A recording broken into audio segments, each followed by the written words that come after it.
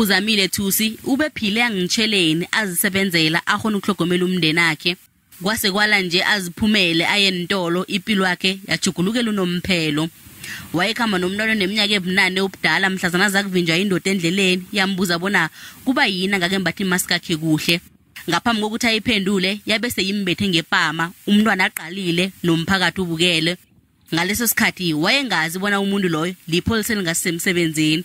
Batjho wathi asararo kubethwa wabotsha wasiyo police station yendawo. Pheze seyiminyaka avelwa sehlakalo lesi ubese lwangena aphume empedlela ayokusikwa athungwe indlebe. Nje sewuhlala nesiyezi adiniwe ugandelelekile nengqondweni wabe waphelelwa namsebenzi. Uthusi nabakwabo bathi awusebenze umthetho.